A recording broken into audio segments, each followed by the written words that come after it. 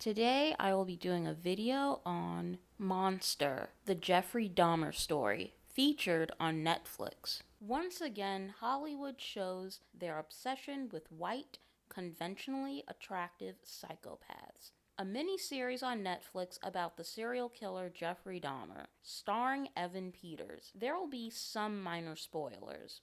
Starting off with episode 1, a man is lured into Jeffrey Dahmer's apartment. I thought this was well done.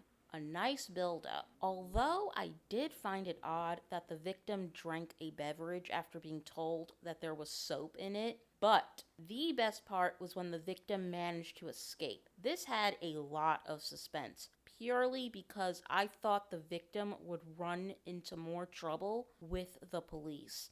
Several times when any black victim in this show was near the police, it felt like a second threat was present. Not only do the victims have to deal with Dahmer, but they also have to deal with the racist police. And there were times where I thought, oh no, don't go to the cops. Do not call for the cops. Go to someone else, because they're gonna shoot you. You'd be better off finding a crackhead at this point to help you. So yeah, there were times I was actually freaking terrified as soon as I saw a cop car nearby. Speaking of racism, I might be overthinking this, but to me it did seem like the victims were more willing to trust Dahmer because he was white. There's a lot of instances where white privilege protects Dahmer whenever he commits a crime, even when he's found guilty of sexually assaulting a minor. But white privilege ironically also allowed him to lure his victims, because I suspect they too looked up to whiteness to a certain degree when it comes to beauty standards, at least on a subconscious level. But again, this is just an assumption based off the dialogue in the series, because it did seem like some of the victims were like awed by his blonde hair and his race because of the area that they were in. So Dahmer was like to a certain degree exotic. And it just goes to show not to judge people based off how they look. Don't let your hormones do the judging for you. If you go to some guy's apartment and you just met him and you smell something weird,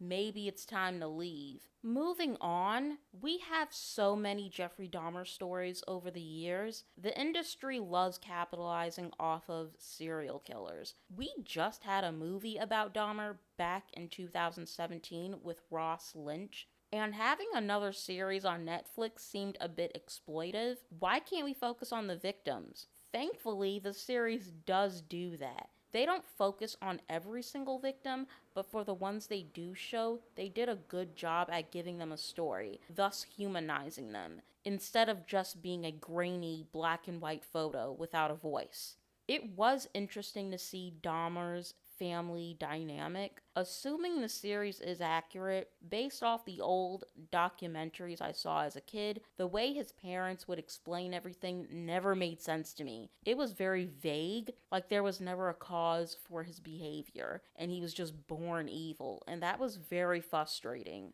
Even the movie My Friend Dahmer didn't really delve too deep into his family life. It more so focused on how weird he was at school. This did a good job fleshing out his story. His mother is clearly a whack job and very unlikable, and the dad didn't really punish him or listen to him when things get awkward or uncomfortable. He basically neglects him and interrupts him and changes the subject every time Jeffrey wanted to open up to him about anything that was troubling him, and his dad just didn't want to deal with it. And it took a very long time for his dad to finally realize the error of his ways. One big issue I had at first was when we see Jeffrey in high school. They should have cast Ross Lynch to play the younger Dahmer. Evan Peters is far too old at this point to play a high schooler. He looked freakishly older compared to the other actors playing teens. And this might as well have been a sequel to Ross Lynch's movie, but I guess Evan Peters is supposed to be the star and